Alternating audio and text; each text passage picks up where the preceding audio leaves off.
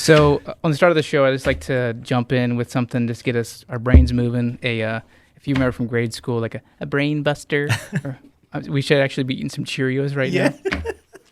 This is called, it's many names, but we're gonna call it the Scribble Game. Word. So let's go to camera 4 here. Oh, I love that. Look at that, top down.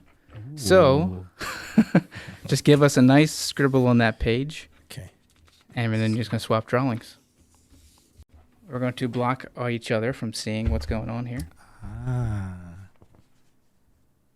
Have a little reveal party at the end. Awesome. Make sure not to knock over the horse's water. Yeah. You got room? Safe. Yep. Okay. Yep. I think one of the ways you still intrigue me is like, as creative as you are, that you maintain and can keep a career, which is something I've never had the ability to do. Mm-hmm. And so like that piece alone is interesting to me. Yeah. And how you make that work and that balance and all that stuff. So, yeah, dude, before I dig down deep in there, how's your scribble coming? At first, I was just kind of going with the flow. And now I'm like, all right, I think I know what I was going for. Yeah? Subconsciously. And now it's starting to kind of come to life. So, Good. I'm pretty excited for it. I'm excited to see how you interpret this. You want to do a reveal? You feeling good? I'm not feeling good, but I will do a reveal. I'm feeling something. We'll see how this goes. Okay. Would you like to tell me to go first, or would you like to go first? I would like to go first. Okay. If you don't mind. Flip mine. Okay. Here we go. So, do I just like... Yeah, so pick... Lay it out? I would say in front of your chest. Yeah, it's like reveal to this camera. Oh, okay. Yeah. So, this is my... Ding. Explain it away. So as I started, I was like, I really enjoy the color yellow. So I was thinking, I'm just going to use a yellow marker and see where this goes. And then as I started to make attachment points, I thought, ooh, constellation, stars, and small planets. I see. And yeah, that's what these like stars are, and like I see all that, and then they're all just kind of connected in this universe. Yeah. That I created. Yeah. So you're not gonna believe me. You're gonna think I'm fluffing you up. I've never seen that. Like everyone, we get locked into what I did. Like we get locked into shape and form, and we so can't like see something beyond. Like all of our stuff has to be attached to this, whatever that is, like this scribble. We can't see beyond, or we can't. That's really creative. Yeah. If there was a creativity score, which I actually do want to kind of like figure that out. Oh. Okay. I mean, high marks already. Yes. Truly, like I ain't lying. So here's this. All right, there we go. I think that's coming through. Not that it's a bad thing, but it's just like what I go to with these, and sometimes I get encouraged by seeing things that are like, whoa. I was like thinking pretty deep on that one. like I'm encouraged by seeing that for sure. Yeah, it's very cool. Wow. So let's think about like you and I mean I know you're in music, but like take me through that. Like, what does creativity mean to you? Like, oh man, my creative flow, I'd say, is heavily sourced from just kind of experiencing life and the relationships in my life. That is usually where I draw my inspiration from. Yeah. I mean, I am a singer-songwriter, so a lot of my life often turns into a song, or it like inspires a fake story for a song, or it kind of puts me in the space to make new music. Yeah. And then that inspires me, and I'm like, oh, I should go and like write something or Mm-hmm. sing something or just be in the studio and see what happens. Yeah. Yeah.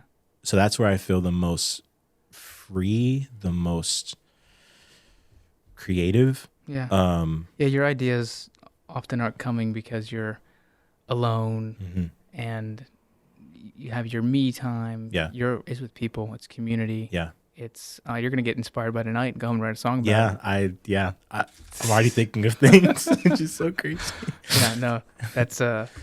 That's me thinking too highly of myself. But you were talking. You went to it's an intensive or like a writing A program. writing camp. Writing Yeah. camp.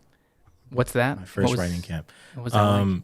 So I'm still kind of learning about this, but to my understanding, a writing camp is a place, or it's like an event where songwriters and producers come together for a few days or a week and Yeah. just make art together. It could Yeah. be full songs, it could be just a verse or chorus, it could be a melody, it could just be the beat itself, but they just spend like a few days to hyper focus Right. on Right. making music. Right. Um, Do you think you could ever survive in one of these call them like creator houses? You know what I mean? no, I am not a creator. I am not like an influencer or like a content creator, which I have nothing but respect for. Please don't cancel me. Like, Oh, we ain't but there yet. Is we might by the end. but it's I guess I'm just like an artist that really focuses on the technical side of things. Like I just want to sing and write and compose music, and then the other stuff is more of like a chore or like a thing that just Right. has to happen. Right. It's just like a part of Right. the process. Well, like when I was this would have been in the middle school, so it was like 13, 14. And I kind of like hit that point where I grew up in church, parents are Christian, and I hit this like fork in the road of like, well, if God's real, then I should like explore this. Otherwise, what's the point? And I'm like a 13-year-old, but I was having a very existential experience, and Yep. a few other experiences with family and some more personal stuff just kind of led me up to this point of like, what's the purpose of life and why am I here? And was I created? If so, who created me? And am I able to know him? Mm-hmm. And that kind of sparked like the rest of my life. I had those existential crises like with you when I was a Mhm. kid, and then they just kept not getting answered and not answered Yeah. and not answered, Yeah. and life. I feel like what happens, like my body was like, dude, we are done Mhm. not having this answer, and I was like 28 or something at the time, and like Mhm. it took me out, Yeah. took me out, Yeah. and now there's no other reason to exist Yeah. but to face all of your fears, because Mhm. what the heck are you afraid of? Yeah. like I know I'm not trying to mic hog, dude, but like this is scary. I Yeah. can't podcast. Mm. I generally I like entertaining people, but like not the best at any of the things that I feel like my future is supposed to be about. Mhm. But that's why I go that way. Yeah. Does that make sense? Yeah. Yeah. Yeah. So how do you feel like you're being challenged Mm. to walk out your music and to make sure that you're Yeah. Full circle. Here we go. So, because I fundamentally believe that I was created by a creator, I then in turn also believe that I have the opportunity, ability to co-create or like create things. yeah Not in the same capacity is God. Like I'm not a heretic, but but in terms of like Created to create. That yeah, really simple like phrase. Yeah. to like think and reason and rationalize like ideas and tools, but also like expression and conversation in ways that are unique to my spirit Yeah. and personality. Right. So with music, I then and am tasked with this like challenge of how do I take this beautiful medium and piece of art and meaningfully reach and attach to other people I know or don't know in a way that inspires them, that moves them and stirs them either to God or to just ask and feel Thinking. deeper things, Yeah. or to just like have fun in a healthier way and Right. not like tell them to go do like drugs or something. Sure. So Would a pastor tell you that your music is your ministry? Is that what they would say? I've heard that. And I do agree with that to an extent. I think that every Christian has the ability to minister. But I also kind of stay away from the over emphasis or hyper fixation on like if you do music or if you're an accountant, then that's your ministry and you need to make sure that you have Bible studies and blah blah blah. I don't know if I agree with that. I don't know if I want that kind of like approach of Christianizing every tool in space. I don't really agree with that. That's another conversation. No, but it's great because like this is just good music. Yeah. That's spiritual. Like it's hard to it's hard for me to make that line for you, but like it's you don't want to put anybody off. Yeah. I think it's probably the main thing, right? Like to invite them in with the music. Mm-hmm.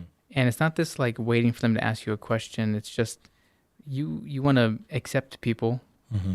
probably in the same way that you felt accepted by God, and to force them to think like you instantly and immediately probably doesn't scream acceptance. No. And I think that's probably that's what I'm hearing you say.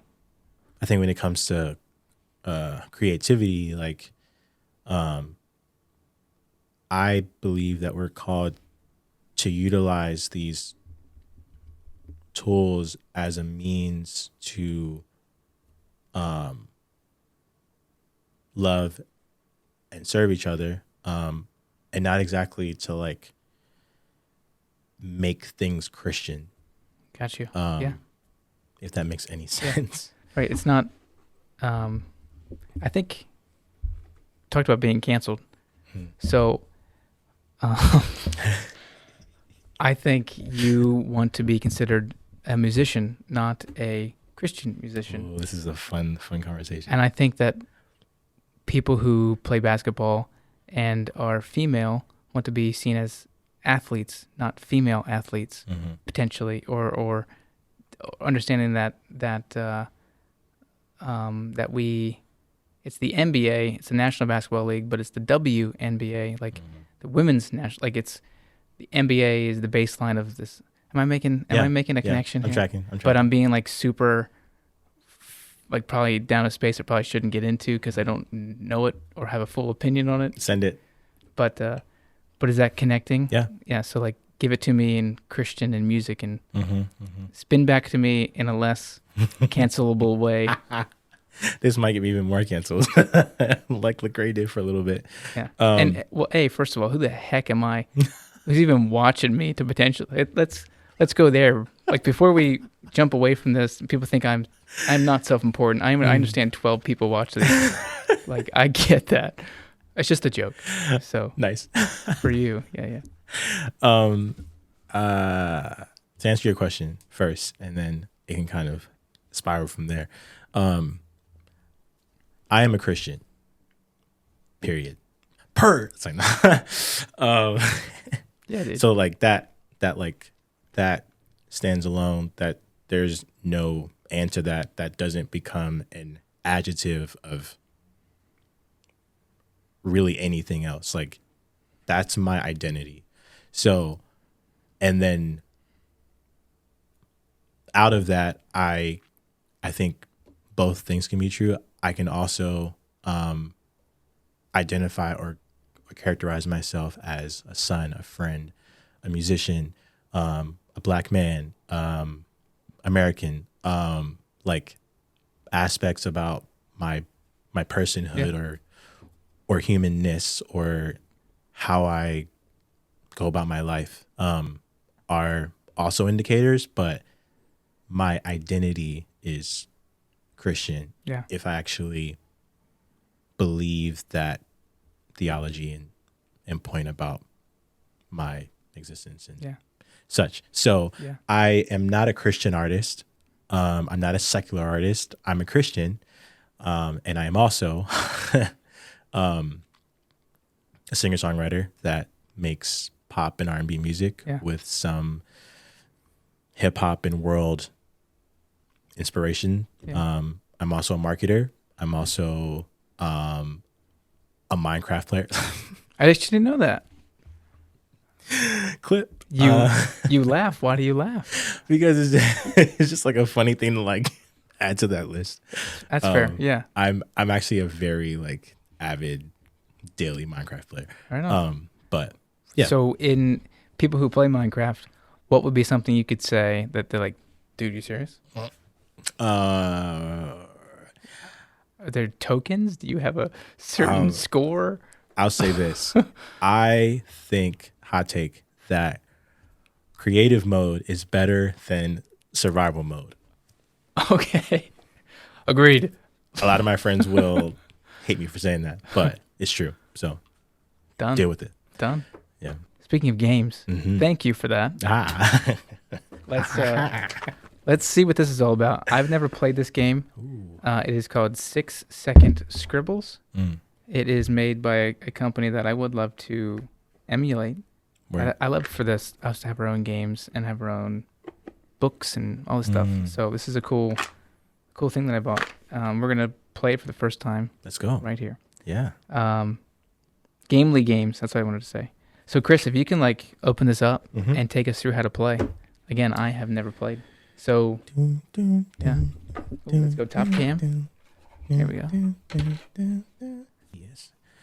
The goal is to draw up to 10 things in 1 minute, but not every doodle will do. Your friends must guess what you drew for you to score points and win. That's fun. So that's the goal.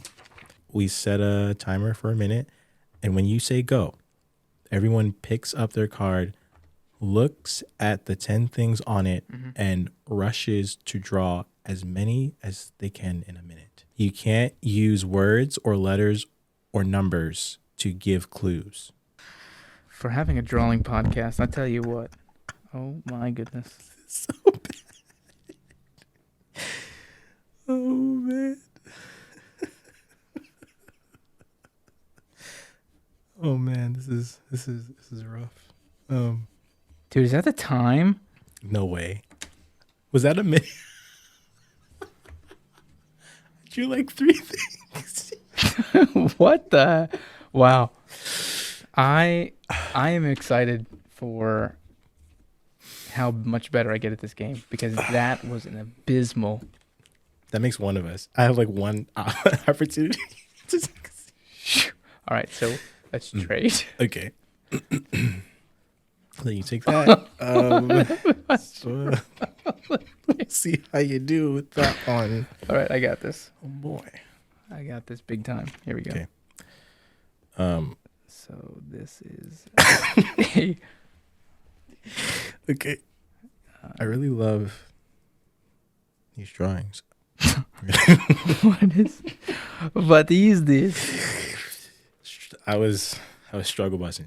So I got bison, lava lamp up here, and then I got just a drummer. Yes. All right. Okay, so that one is right. All right. That's a drum. That's a drum. That's a drum. Just a drum. It's a drum. So But if you're gonna give it to me, Close enough. okay. The first piece is supposed to be a diamond. Dang it! I But- knew that was diamond, and I'm like, but why wouldn't he put the ring? And I know.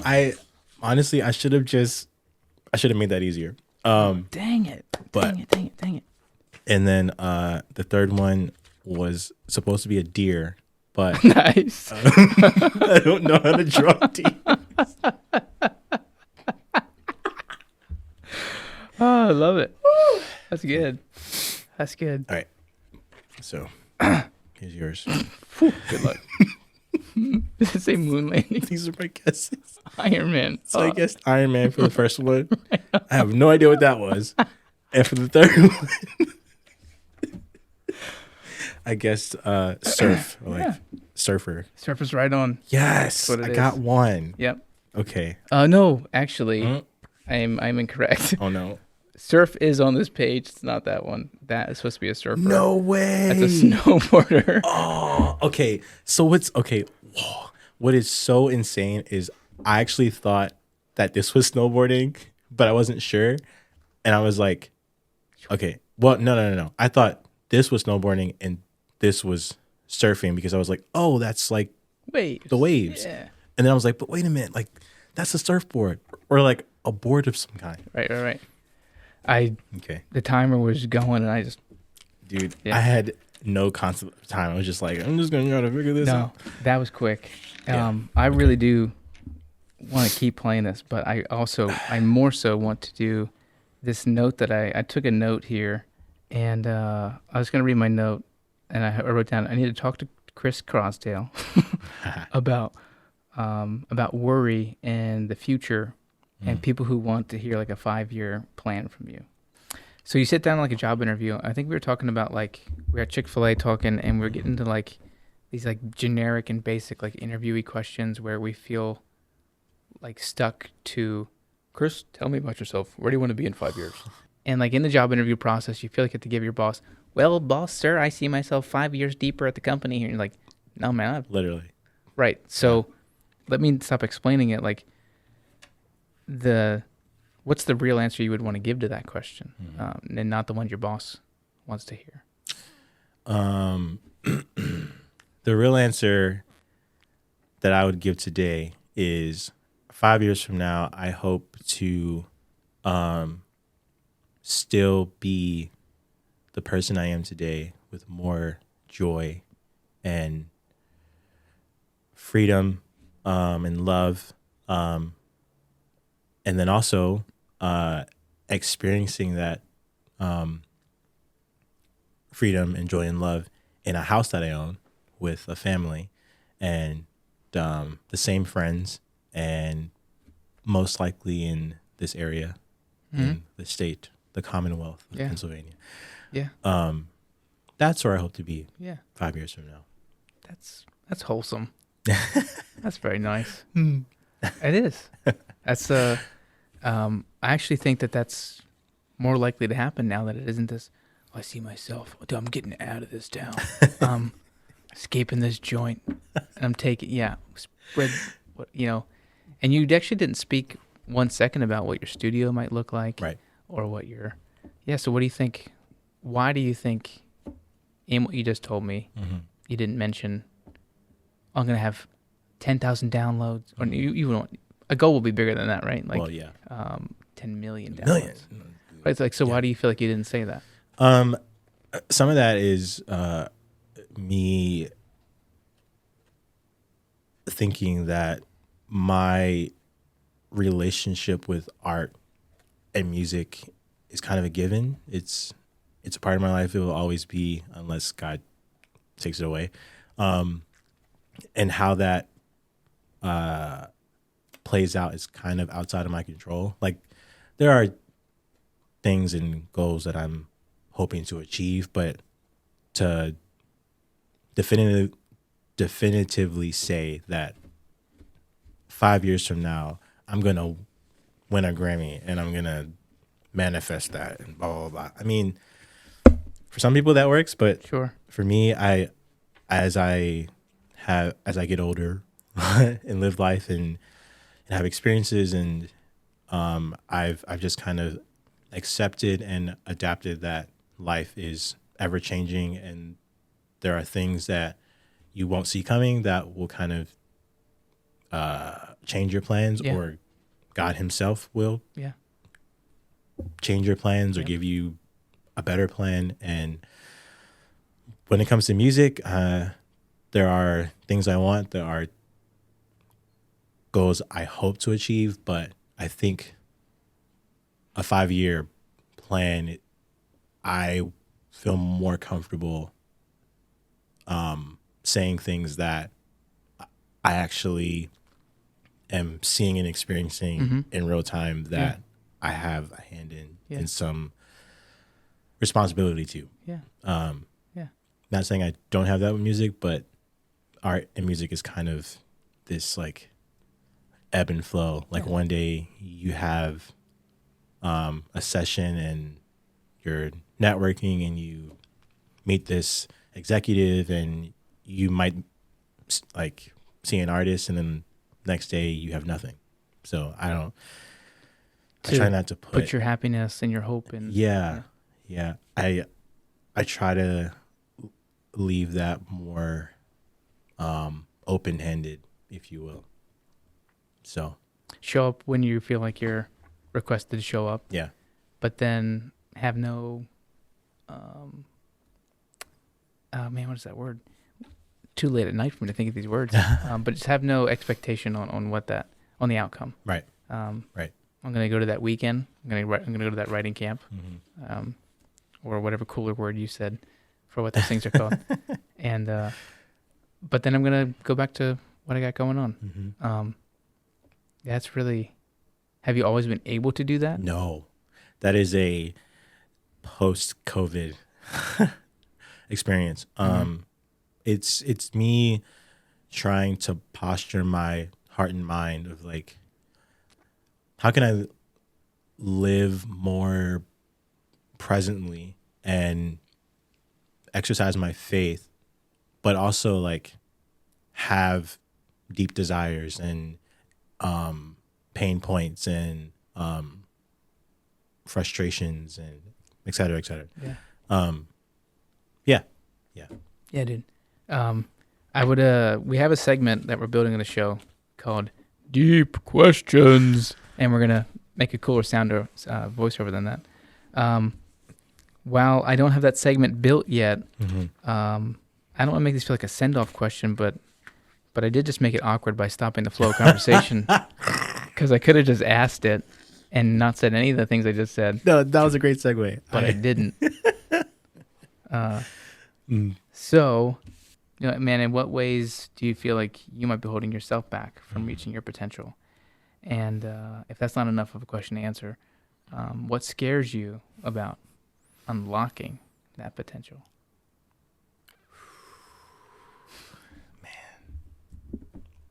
I think the biggest way that I hold myself back is my anxiety. The way that I see the world and the way that I people please and the way that I fear and worry about how things will inevitably turn out and how much control I don't have in those outcomes, that can have a paralyzing effect on how I approach things, my ability to make decisions, my motivation to pursue friendships or relationships. It kind of poisons the perception of things, but it's hardly ever real. And that often gets in the way because I'm a very imaginative person, and I can kind of Oh, sure. distract myself with those well, what if this happens, or this could happen, or I'm afraid of this. So that's like the biggest hindrance or barrier to me accomplishing things or advancing in life, I'd say.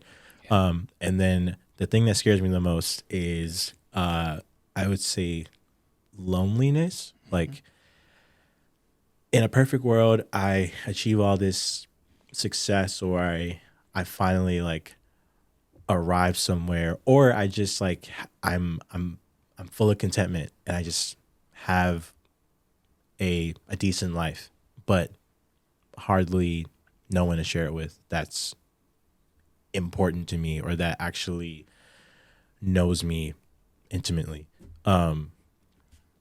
That is terrifying, to just be all by yourself, or to be in a room with all these people and feel like no one actually knows you or actually cares about you or has your actual best interest at heart, and they're just kind of there to use you or to clout chase, or just like because they don't know any better, or they think if they're associating with you they'll eventually see some kind of reward, or they just want to use you and like abuse you and ensure that you don't have any success or good things come your way. There's also those people. Respectfully, that's just a thing. That's real. We're human. We're fallen, and we have our vices. Yeah. And I've been in and out of relational contexts to know that everyone has the ability to betray or hurt someone else in a variety of ways. So Yeah. I fear to go through the rest of my life and not have people in my corner and circle that actually know and love me. Because I know that God loves me and I know that he's always there, but I also know that in tandem, I'm expected to know and love others. So if that's missing, Sure. it kind of distorts my ability to understand, To feel. and feel Yeah. love. Right. So Yeah, dude. Can I ask more questions? yeah. And like in line with that, to not feel like I'm prying, Sure. but to help me understand and like to help people like you understand, like actually connect with both of these things. Mm-hmm. And I know that if I do, then I'll put it this way: there's no survey, but I gotta tell you, like these two things are probably high on a lot of people's lists. Yeah. If they answered accurately. Mm. But with the anxiety, like, is that what's yours like? How does it come up? I think when I was younger, I was just a timid kid. Like I was easily afraid of like the dark and monsters and loud noises, like things that I think Sure. a lot of kids experience. Right. And then as Going I got, down to the basement. yeah, There's that meme of when you turn the lights off, you need to run up the steps. yeah, There's little shadow people following you. that was me. 100%. Yeah. Man, I have so many stories about that. Yeah. And then so also I think so fast forward to now, as an adult, I think that it's because of how much time and mental energy I give to trying to foreknow the future, or shame and guilt about the past, about like past mistakes or experiences that happened that I hoped didn't or wouldn't happen, Ways you treated people. or that like Yeah. the ways I was wrong, or ways that I had to kind of learn hard lessons that brought like a lot of pain and confusion and vulnerability, which is always, in my opinion, uncomfortable, and that's not inherently bad or good, but it is a feeling that's not, in my experience, that natural. Is it ahead of writing a song? Is it ahead of asking a girl out? Is it ahead of what is it really like? I would say there's like a top view, and then there's more like situational or subjective, I guess. Words. So like top view, I'd say I can identify as being an anxious person. So Sure. when there's a person or a thing or an experience or a situation that I don't understand or I don't have any knowledge about, or it just brings a type of discomfort that I don't like, I'm anxious. It's just like a Sure. reactive thing. And then there's the more detailed moments of like, okay, I want to write a song, but I don't have any new ideas, or my voice is tired, so I can't sing tonight. And then I worry about like, well, if I don't do it right now, then I won't be able to do it until Saturday, and that's 5 days from now. And I want to do it right now. I'm so impatient, and now I'm like worrying and worrying. Or it's like, oh, I'm attracted to this girl, and I think I like her, but I'm afraid to ask her out because she might say no. But I don't actually know that. Like, we're actually like becoming friends and we're vibing and stuff. I'm just like, I fear rejection. Losing that rejection. Yeah. It also shows up in those ways as well. Yeah. Do you think that one day maybe you won't be an anxious person? No. I think I will. I think I will always be anxious as far as I can think and rationalize that. I also believe that it is possible for that to not be true one day, while also holding the tension of, even if it doesn't and I continue to be anxious, I'm hoping that my anxiety can stir and spur more faith and trust in God, and like a let go of those thoughts and feelings. Yep. Instead of it kind of leading to doubt and fear and confusion. Like, I think as you experience life, like, you'll fear something or you'll have anxiety, and that's not always a bad thing. Sure. But what happens after that, I think, is the thing that kind of defines the moment. So if I'm anxious about my job and then I don't go to that job, or I quit, or I start to not do as good of a job, then I'm like actively choosing to kind of self sabotage instead of like, no, I'm scared of that promotion, but I'm still gonna work hard. I'm still gonna like press through this. Yeah. It's some of those like daily choices I think I still have the opportunity to make despite these thoughts and feelings. Yeah. I'm really glad you said that. Like, you found a way to separate it from, because I don't like people labeling, and I wouldn't want you. I'm gonna really characterize that voice.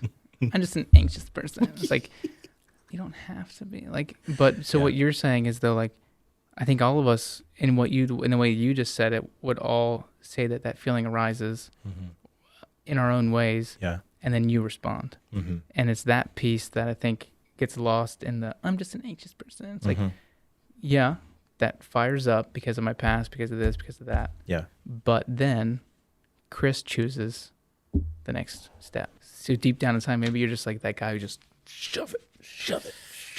My suppression game is that's not something to Kobe. we shouldn't be laughing. Sorry. No, because that's a lot of people, dude. That's probably to reach here, but like comes from how you grew up as your dad. 1,000%. Yeah, me too. Yeah. There's family variables. There's my own filter of how I see the world, or how my bias, I guess. And then there's just like things as they happen. Like I'm driving and I'm in a car crash and I'm like, oh, okay, I have to pay for this. I don't have a car, and like I'm just like actively anxious. Like I'm just like, oh, this happened, and I just naturally go there. But like, I don't have to stay there, Right. and I don't have to end there. And that has been like a newer thing for me, where I've reclaimed this like agency about myself. Like, no, like a lot of those defining moments where your faith is being sharpened or challenged or tested, like it's not in vain. It's not random. Like things do actually work out for good, and like God's with me, and I am able to make decisions, and I'm able to take on the good or bad of those choices, and those experiences and choices don't define my life. They don't like determine the end of all things. So like there's also some comfort in that too, based on my worldview as well. Yeah. So for me, I'm like, how can we face one of these loneliness fears of yours? What's something that you think you can do within a month? I don't want to say a week, like, because I do want to have respect for, again, I can't ask you, I want to wrap this, I want to get you out of here, so I don't want to like ask more details about your specific, like, there's this church girl, and I like that's exactly what I was thinking of. That's exactly what I was thinking of. That's crazy. Answer: I can take this young lady on a date, and she's gonna say within yes. the month. I hope she says yes. But she's most likely. She's gonna say yes. Yeah. Okay, and we're done. Yeah. So like, and then it's just that. Like we are not looking to level up on the date. We're just looking to have fun. Just us two, instead of all of those 4 people that come with us usually, right? Like it's because you guys are in a group, likely. It's like a shared friend group. Yeah. What would a casual first date be? I don't think you need help. Bro, I've had so many first dates. Okay. For me, my like go-to is either coffee, lunch. All right, the lunches are That's super casual and low key. Or like ice cream, going for a walk. You got lots of mini golf in Lancaster, surprisingly. Or that. Yeah. I love mini golf. That's a good way to like get flirty too. Oh yeah, babe, what a hole in. Yeah. Yeah. I'm stealing that. There's lots of there is lots of playful touching in mini golf. Yeah. That, to go back to when we did it as teenagers. I love that. Yeah. So that's my boom challenge, accept, if you will. Done. Yeah. I have a challenge. This is a good one too. Oh, yo. Okay. I challenge you to create a 2 to 3 minute video sharing your story and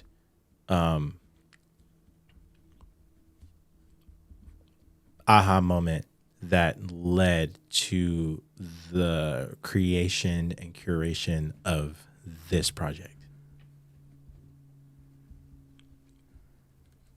And it like, this video is basically like a snapshot of who you are and the heart behind the creative audit.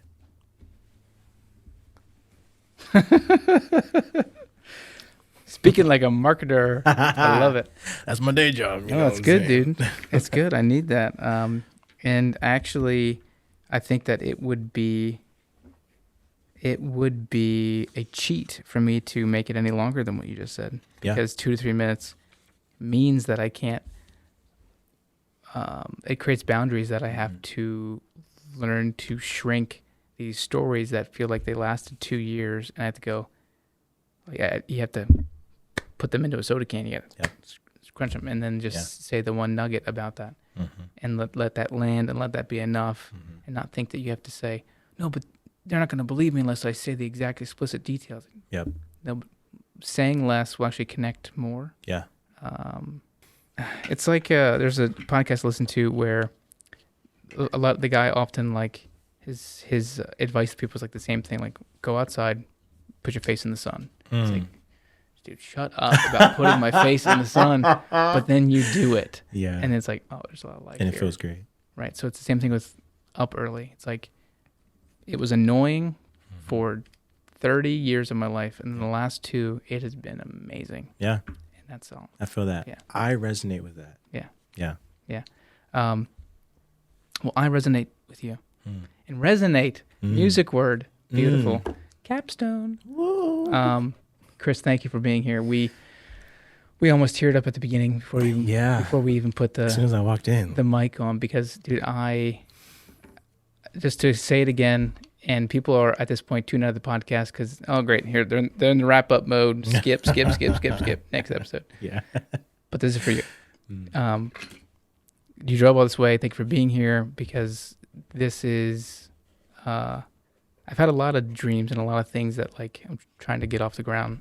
I've had several like iterations of Caleb Robertson project. Yeah. People often joke about like how old they are, being like level 32 this year, like, right? But like it's really real for me. Like every year I've tried to do something. I've tried to express. I've tried to build my living off of creativity and or what I felt like I needed to be doing, and this is the new version of that, and I want it to stick. And people like you showing up when it isn't even really something yet means a lot. Yeah. Yeah. So thanks for being here. Yeah, bro. Thanks for having me. Absolutely. Thanks for just the invitation to come and share my story and to just have a conversation. Clank. All right. Dude, you stayed 40 minutes extra. I thank you. I love it so much. Yes, I'm so glad. Because we got to the spot, the magical spot. I felt it. The 1 hour, 10-minute spot. Yep. And like you just had it. I felt it. And I saw it in your eyes, and I was like, don't you stop this. You better keep going. It's beautiful.